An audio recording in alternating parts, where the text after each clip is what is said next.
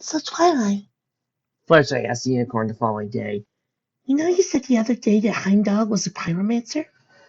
The 7 equines had left the solitude of the small wood, many miles before deciding to stop in a rocky area top of the hill for lunch. What's the beast delight? They decided to use this they could see for miles, so in case a patrol approaches, they could quickly hide. They decided to use this moment to practice with wielding swords and shooting crossbows.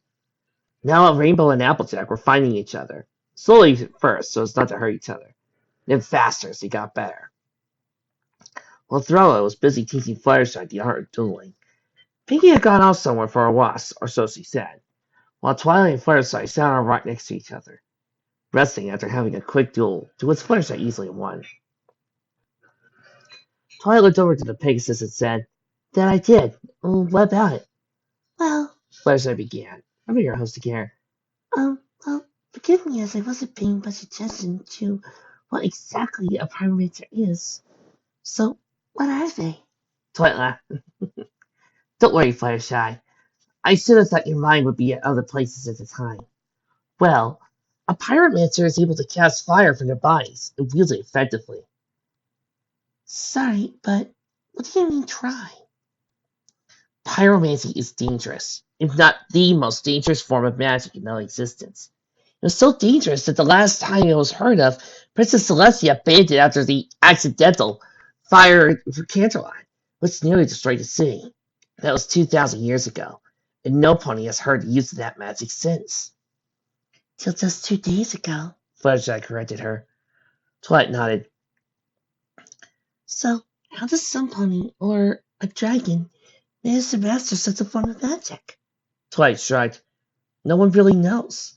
Some historians and archmages believe that pyromancy is connected to Celestia somehow. But the princess has always denied such a thing.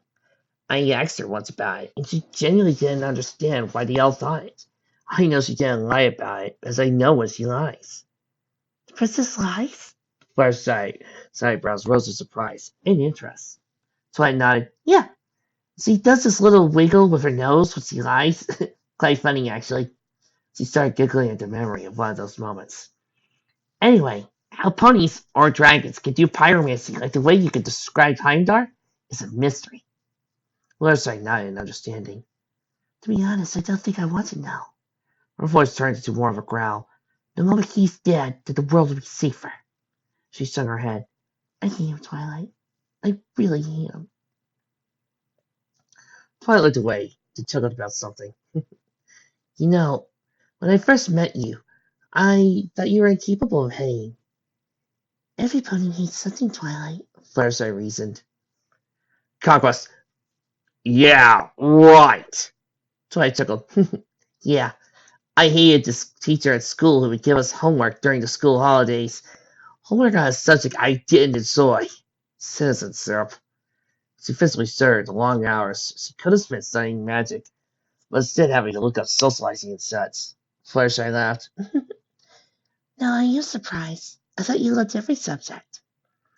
"Well, I do now, and at first I was good at it, but back then I had other goals I wanted to reach."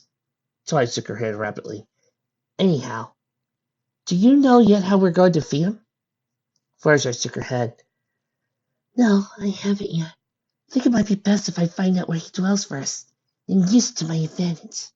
Twilight nodded in agreement. It might be best. They fell silent as they watched Rarity move slowly towards Dora with her sword leg right over her head. Dora lets the sword slowly at her. But Rarity stepped to the right, swinging her sword onto Throlla's, sending it forward to the ground. While having the advantage, she rapidly moved her leg around and placed her sword tip to the horse's neck, waiting to duel, even if it was a training exercise. "Yay!" Fluttershy cheered to her, clapping her hands together. "You rock, Rarity." Rarity gave a modest bow. "Thank you, my dear. And I have to say well done to you for beating Twilight like that. I never thought you had it in you." Fluttershy blushed and smiled at the compliment. "Thank you. And I'm sorry for beating you, Twilight." She turned to face the unicorn, who giggled. "There's no need to apologize, Fluttershy. You beat me fair and square." "Well, I wouldn't call it fair and square if I was born a warrior now." Twilight's eyes widened as she remembered something. "Oh yeah! That's something I've been meaning to ask you. How's that possible? to basically be born a warrior. It certainly takes time and lots of training like we're doing right now to get to your level. I think it's because we're technically descendants of dragons, first I replied. I think it's, well, dragons sort of know how to fight, how to defend themselves from birth. I think Dragonlords got that trait from them, so we could train more on fitness and less in sword practice. Twilight rocked her head side to side, trying to understand what she meant. Eventually she just nodded, though not entirely convinced. Okay, so how do you become a Dragonlord? Well, first I started, you need to get killed by fire firstly. Then, in genetics born in a Dragon's Lord's DNA comes to life. Goes around the body faster than a wonderbolt before the pony could actually die. Then starts to repair the body, restoring feathers, coat, mane, and tail, you know. Once it's done that, though, it needs time for the body to get grips to its new DNA. So it puts the body in a deep sleep for a month. Lets it recuperate until it's fully completely changing the body. Twilight nodded in understanding. So all those abilities, like the new language you have, you say the outcome from a couple of chromosomes? First I nodded, tickled lightly something. You know what's funny, right? Twilight shook her head, confused expressed on her face. I'm supposed to be a lord over dragons, yet I'm terrified of them. This is Fluttershy finished speaking. Pinky emerged from the bushes, looking greatly refreshed, and humming a happy tune as he moved forward to where Twilight sat. Hey guys, did I miss something? Apart from getting my rub handed back to me by Fluttershy here at a practice fight, not much. Twilight replied. Pinky couldn't stop laughing. Fluttershy think you and Sarjo? Oh man, I wish I saw that. Alright everyone, I think it's time we moved on. Thora said, we got a lot of ground to cover before tonight. Everybody agreed and set about packing their saddlebags. Got down some water after a long fight. Knapsacks, Rainbow's cases anyway. Once they completed their preparations, they left the rocks and moved back towards the road, knowing full well now they were in Andalusia territory, and as such, had to keep a sharp eye out. They walked for about 3 hours, going through thick woodlands where the trees seemed to go as high as the sky itself. Vast plains where they could see ahead for miles, giving Thora plenty of sight to see if there were any Andalusia patrols, or even Paloma patrols passing through, which, fortunately, there wasn't. They passed an old castle, broken and derelict. They gave 2 villages a wide berth by crossing through the woods or hills behind. They carried a farm where Thora had learned of the going song from the war, quite friendly horse. Thora learned that Freya had split her forces into 2. One side went east with her, another under Luthor's command headed west. First, he thought the idea was ludicrous, since Freya wouldn't have the strength to launch such an offensive on 2 fronts. But he changed his mind upon hearing that the 2 armies were rumored to be numbered 10,000 each. Seeing as most of this army was made up of the Andalusian turncoats, lost heart after hearing the dragon attack on Andalusia. Upon thinking of it, either a sign or a curse, moved north to Castilian to join up with Freya and her armies. With these forces, the old stallion told him, the second city, largest city in the south, Breton, fell without a fight. Well, it was rumored anyway. Did Freya's army pass through here? Thora asked.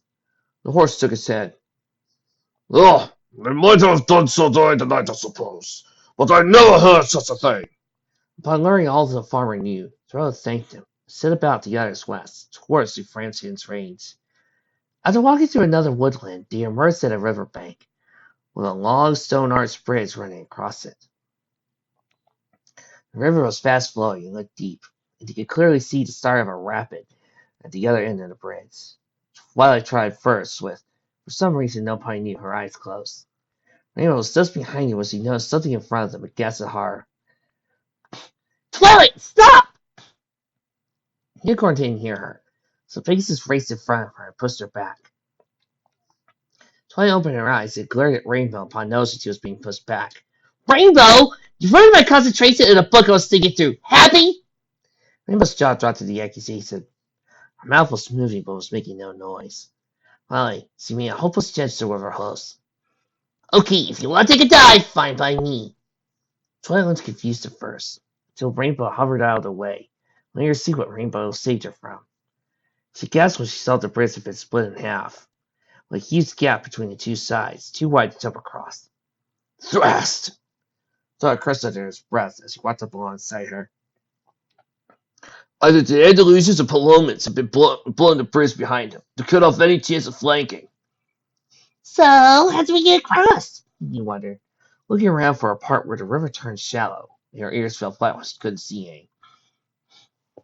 We could try swimming over, Applejack suggested. No way, Rarity protested. I mean, how sick and hours to look like this, and I'm not planning on getting it ruined by this mucky water. Can we try looking for another bridge? Sorry, Rarity, but Applejack's right, Dora said. There's no bridge out for miles. We have to get this key as fast as we can. Right, Fluttershy? Let's break it to Pig 69, as we had to swim across. But how? Twilight queried. The water's too quick, and if we try to swim across, we'll be swept away. I dare not imagine what's on the other side of that rapid. Twilight pondered. Twilight was right, though. The river, thanks to a large amount of rainwater from the area, and risen to a threatening speed, could easily take away any horse or pony that wasn't careful. To be honest, I don't know. It took the unicorn. Any ideas? Twilight sat on her haunches, looked from pony to pony, seeing their strengths and weaknesses racing her mind. After a while, she turned to Rarity. You remember that teleportation spell I taught you, don't you? Rarity nodded. What a close nodding. I'd never think of the spell. Great. I want you to teleport to the other side and wait for me there. Twilight said instructively. Rarity gave a nervous nod before turning to face the far side of the river. She closed her eyes and, with the other side of the river pictured in her mind, activated the spell. In a flash of blue light, she disappeared, and only a seconds later emerged on the other side. I made it! I made it! She whispered joy, waving at the others on the far side. Fluttershy was the only pony to wave back. With Rarity safely over the other side, Twilight turned to Applejack. Do you have your rope? Sure do, Super Kid. Never leave home with that. Applejack replied. She opened up one of the pouches from her saddlebags and produced a long piece of rope. Fantastic. If you've forgotten it, we all be in trouble. Now, tie one end around Throw and then give me the other end. Applejack did as instructed. So a tight bit of rope was around Throw's waist. Now it's the tap, just like your ass. But what's it for? Yeah, better be quick, because it's very hard to breathe, I said, breathing again a bit quicker as a result. Right, give me a moment. Twilight turned to face the other side of the river. Then in a flash, she was gone, only to appear seconds later next to Rarity. Can you hear me okay? I can, Fluttershy responded, holding a hoof up. So can everyone else. Good, right, here goes nothing. Twilight spread out four legs and pressed them hard against the ground. Then she closed her eyes, and a familiar magenta glow appeared from the end of her horn. Her mind focused on a picture of a loose end of a rope. Magenta glow surrounded the rope, which raised the rope end high, and the sound of a hoverfly whistling around one's ear. Shot the speed of bullets to the other side, the rope being long enough to cross. Since the distance between Twilight and the rope was narrow enough, she grabbed it with her teeth and spat it out, secured the end with her hoof. Okay, me and Rarity will pull from this end, she called to the others. Fluttershy, Rainbow, when Thor gets into the water, make sure he stays level, and he doesn't get slipped away. Got it? Rainbow and Fluttershy saluted. Got it! They said after there. The two Pegasi took to the air, however, just a few inches off the water line. Okay, Throw, ready? Twilight asked. The horse shook his head. Good. Twilight carrying on anyway. 1, 2, 3, go! With a heavy nose from Pinky, Throw dived into the water and began swimming with all his strength to the other side. Fluttershy, get a hold of the rope and help me pull in. Rainbow, stay at Throw's side and keep him even. Twilight called out to them. Without another word, the Pegasi dived down and did what they were asked. Fluttershy pulled with all her strength on the rope, while Rainbow kept her hose around Throw's waist, using all her strength to keep him even. Twilight, seeing the rope now wasn't going anywhere, picked it up with her teeth and pulled hard. Rarity! She said through gritted teeth. Rarity considered saying no. The Twilight, Fluttershy, and Rainbow had it in huff. When she saw the struggle Fluttershy and Rainbow was fighting, and realized if she didn't help, they could lose hold and lose Straw, and possibly Twilight. That's up, Twilight, Rarity said. Fun to see those exercises in the morning have finally paid off. Twilight, using her hose, pulled the rope so Rarity could have the end.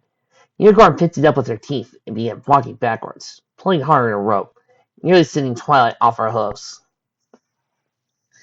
You know, the biggest question of this whole entire challenge is this. Why aren't they using telekinesis? After a few moments of uncertainty and one frightening moment as Rainbow lost hold of Throw for a few seconds, forcing Fluttershy to use her teeth as well as hers, Throw clambered up on the bank at the other side and rolled on his back, panting heavily. Thanks! He croaked. Look at ya! She turned to the others. What? We should all take a rest for a moment before setting off. Mary, aren't you forgetting two things? Rainbow asked, pointing to the other side where Applejack and Pinky were waiting for the rope to return so they could cross. Ah! She looked back at Twilight and saw she wasn't safe to try again. Give it 10 or 15 minutes and we'll get Applejack or Pinky to cross. There's not an agreement. Too tired, our hosts used sword to try again soon. About 15 minutes later, once every pony got their breath back, he brought Applejack over. Then another 15 minutes later, brought Pinky over to the other side. All the while, Throw stood aside and watched, impressed by the ponies' teamwork. Once Pinky was safely across, Twilight breathed a sigh of relief, pleased that no instances occurred. I have to say, Throw commented, I've never seen teamwork that effective in all my life. The group shared smiles. Because on our own, we could be defeated. But as a group, we're unstoppable, Twilight said proudly. Again, loves the moment, but I just realized the easier thing would have been, rather than use the rope, would have been to just have Rarity or Applejack have Rarity cut down one of the large trees, and Twilight and Rarity use combined telekinesis so that way Applejack and Pinky and Throw it across.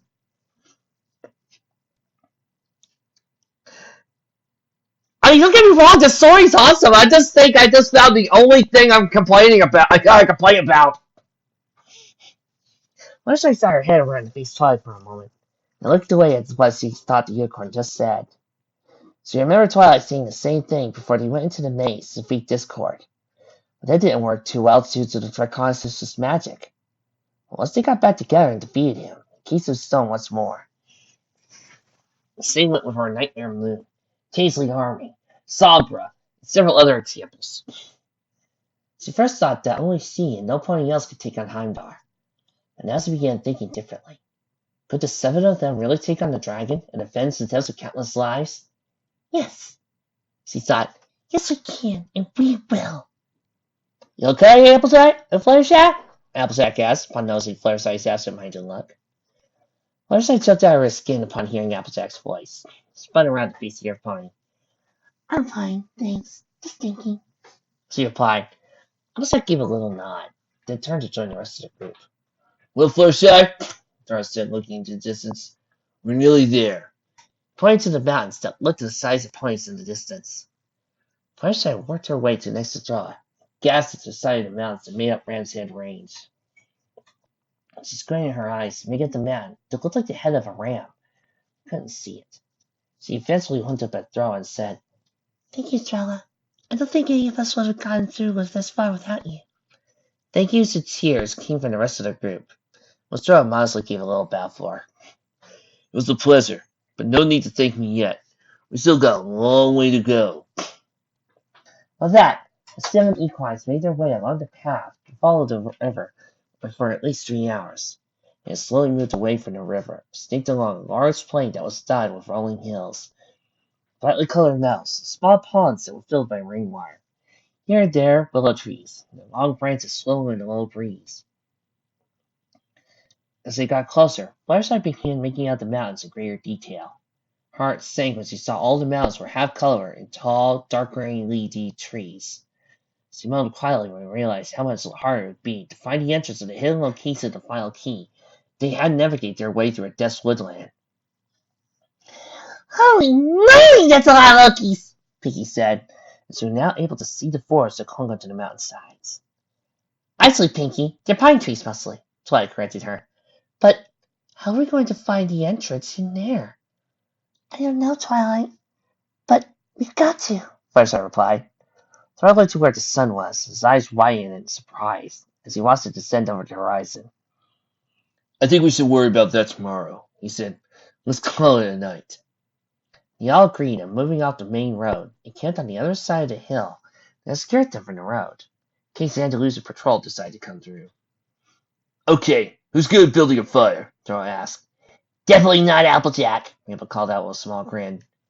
Applejack opened her mouth to retort, but closed it again when a smirk came to an idea that would bite Rainbow on the rump. I agree. That's what I think Rainbow should do at this time. So she claims to be an expert. Everyone else nodded their heads, tired of having to put up with Rainbow's whining about no fire for the past few days. Rainbow groaned and berated herself for walking right into that. Fine, I'll try. She sped out towards the forest and looked for some good wind to burn. Meanwhile, Fluttershy looked over to the direction they had come from, with a small frown on her face. She moved away from the rest of the group and stood on top of one of the hills that surrounded, looking into the darkness for something. Despite her improved eyesight, she wasn't able to make anything out other than a few isolated trees blowing in the wind.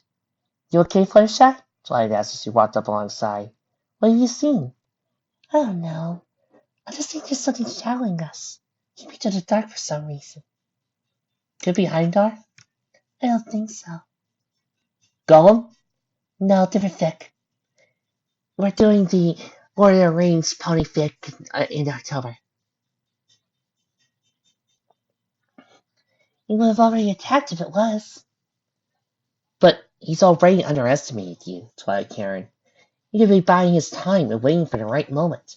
He waited for nearly 5,000 years after all. Fluttershy didn't reply. She just continued to look out into the growing darkness, listen to Rainbow's curses as he tried to get a fire going. I'm scared, Twilight, she said suddenly. Really, really scared. Twilight smiled comfortably. To be honest, I would have thought you as a fool if you weren't. Are you scared? Scared what might happen if I fail? After a moment of silence, Twilight nodded. I'm terrified, Fluttershy. But you seem to be missing something. Fluttershy looked at her oddly. What would happen if we fail? We're in this together. Now, all of us. We're not going to back out while our friends and family are in danger. Fluttershy gave a strange smile. You wouldn't even quit if I forced you to, would you? Twilight gave a first shake of her head. Nope. Fluttershy chuckled lightly. Come on, let's get back to the ice. I can smell something good on, and I am feeling hungry. As I cute, Twilight's bell rumbled. She buzzed a little. Agreed. They made it back down to find, to every pony's surprise, Rainbow had managed to make a roaring fire, where a large bowl of stew had been made with throws and strikes by Pinky. Half an hour later, once they all had their meals, he slowly drifted off to sleep, one by one. When Fluttershy opened her eyes once more, instead of the firm, dry ground she had lain on, was a soft, wet cloud. Her eyes widened as she wondered what brought her here, and whether or not it was one of Heimdall's tricks. She got up and spun slowly around on the spot, eyes looking out for even the slightest movement that would give away to the burning dragon. She was surprised to find none whatsoever. She moved to the edge of the cloud and looked down, wondering how far she was to the ground. She was horrified to discover she couldn't see the ground, just a black abyss. But it's daytime, she said aloud, looking up to find the sun in slow movements across the sky. She looked back down and wondered how to get out of this dream. She could easily jump off and fall into darkness. But in the end, curiosity got the better of her. So she started walking to find whatever it was she was brought to see. First I broke into a trot and walked up to the edge. Then out to the next one. Then to the next. Next one, so she broke into a full gallop and began laughing as he hopped from cloud to cloud, rising higher and higher to the infinite sky. So, this is what my father and mother did to get to Canterlot. First I thought with a little grin. Me and Rainbow will have to try this when we get back to Equestria. Eventually she began running out of breath and stopped for a moment to regain it. She looked up and saw the tip of a mountain that looked like the pit of a spear. Her head cocked to one side in curiosity. She walked closer, gazing up at the mountain tip for a moment. Then, by her head through the cloud, looking where the rest of the mountain was. Her jaw dropped when she couldn't see the end, just the blackness. She suddenly saw something emerging from the darkness. She galloped back away from the mountain tip and scared herself in one of the clouds. Please not be a dragon, please not be a dragon, please don't be a dragon, she said over and over again. She cursed quietly when it appeared, and Fluttershy could see it was a dragon. The dragon was huge, a bit bigger than most others, with huge bat-like wings. What struck Fluttershy the most was how beautiful the dragon's scales were. She had seen a red dragon, a green dragon, and a purple dragon, but never a bright golden dragon like this one. with black spikes and gray claws. His eyes were beautiful, yet incredible bright green that Fluttershy thought was impossible for dragons to have. Okay, Fluttershy, we're good. It's a gold dragon. Even though she wasn't an expert on dragons. In fact, she usually still stayed well clear of the subject. The dragon landed on the tip of the mountain, and then looked up into the sky, looking for something. Fluttershy emerged from her hiding spot, presenting herself on the front of the dragon. She frowned when it didn't even acknowledge her existence. Okay, Fluttershy said to herself. So why am I here? To watch. Voice called out from nowhere. Voice that sounded a bit familiar. Fluttershy spun around and presented Rage Bane, with saying as it emerged from his scabbard. What? What's what? Who are you? Voice didn't answer. This disappeared like a gale suddenly into a soft breeze. Fluttershy turned back around to face the dragon. Raised his claws in the air, mouth began moving. She couldn't make out what the dragon was saying, but from its movements, it seemed like a prayer. Fluttershy looked up and gasped when the sky above turned from a bright blue to a fiery orange, and moved like waves far out at sea. The dragon's mouth began moving faster. His head raised high into the air, close to size 16 enchant, or whatever it was. Suddenly, a lightning rod landed next to Fluttershy. It was screaming and dived back into where she was hiding when the dragon emerged. Another lightning rod came down, then another and another until they were surrounding the dragon in the air. Didn't even budge. Fluttershy wanted to cry out a warning, but knew it was folly. She didn't even hear her. Suddenly, with another cry of alarm from the Pegasus, a lightning bolt struck the dragon dead on the back. The dragon jarred, his teeth clenched together in pain, his metal scales unexpectedly burned away. Another lightning bolt crashed down on another part of his back, burning away more of his scales, knocking him out. Fluttershy flinched as another bolt came crashing down on the dragon, and another, each one landing on another part of the dragon's body, each one scorching its beautiful golden scales black. More lightning bolts were now coming down on it, rapid succession, but the dragon didn't attempt to get away, as if it wanted this torture. First I thought she was going to throw up as the dragon was becoming unrecognizable from what it once was. Suddenly, bright flames sprouted across its body, from its tail back towards its head, as becoming a mass of flame. Fluttershy's eyes widened in horror. She started to understand what she was seeing, not why she was brought here. She was here to watch how the dragon she had seen appear to become the monster known as Heimdall.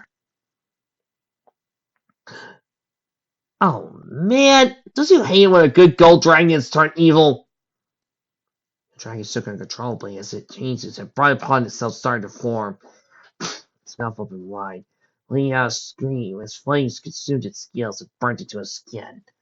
Its insides burnt, melted, leaving only a brain and a hull. Heimdall's eyes opened wide, and instead of those nice green ones, there were bright golden flames that burned out of control and spoke of Heimdall's hate.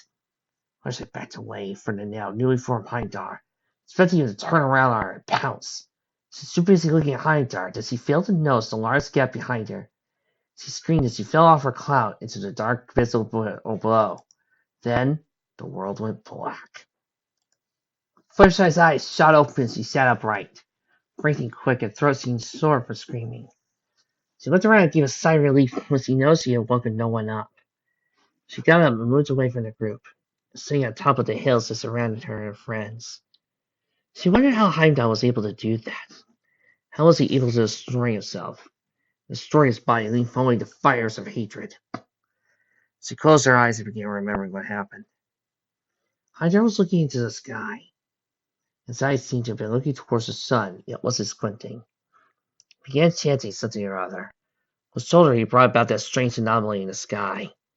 Whatever that thing was, first I thought, could it be key to how Heimdall got his power?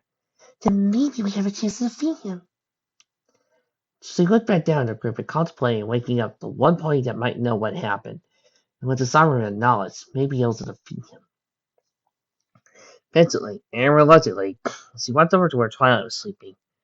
First I gave a little squeak sometimes, and would go back to where she was sleeping wait until morning. But in the end, her determination won through. She made it back to Twilight's side. She raised a hoof and gave a little tap on the unicorn's shoulder. Twilight? But Spike, it's too early for resolving times. Go back to your dreams about Rarity. Twilight murmured. First I cocked her head to one side, raised an eyebrow. Spike has dreams about Rarity? She mused. I never noticed he had a crush on her. She shook her head rapidly, then took Twilight once more, this time a bit more forceful. Twilight, wake up. I need to talk to you. Twilight gave a little groan, groggily opened her eyes. Oh, this better be worth waking me at this hour. Oh, Fluttershy, I assist you. She grumbled before realizing he woke her. You're not having nightmares, are you? Well, Fluttershy replied, I sort of had a nightmare. That's what happened I wanted to talk to you about. I was feeling tired and don't want to go back to sleep, then I don't mind waiting a bit longer. Twilight held a hope about to Cassandra's concerns. It's fine. Anyway, I'm up anyway, so might as well do it now. Come on, let's move away from here and talk where we won't disturb anyone else. First, I nodded in agreement, and followed Twilight up the slope of one of the hills to talk. Once they were out of the way, first I proceeded to tell Twilight about what happened, without leaving any details out. When Fluttershy finished telling her nightmare, she noticed how pale Twilight had gotten. You alright, Twilight? She asked. You've gone pale, and I mean really pale. You're sure the sky turned orange? Positive it moves like an aura. Fluttershy nodded, slightly nervous by a panicked tone of Twilight's voice. You know what I saw, don't you? Twilight's side gave her a little nod. For a moment, Fluttershy thought she was going and flooded entirely. I'm afraid so. That was the effects of a solar flare that crashed on Heimdall. A solar flare that was summoned by him. It was Fluttershy's turn to go pale. He used the sun? Twilight nodded again. What he used must have been old, forgotten magic to create a solar flare that powerful. And he used that power to create. Twilight trailed off as he realized the art of pyromancy came from. Pyromancy really did come from the power of absorbing the sun. Therefore, it is connected to Princess Celestia. First I finished her.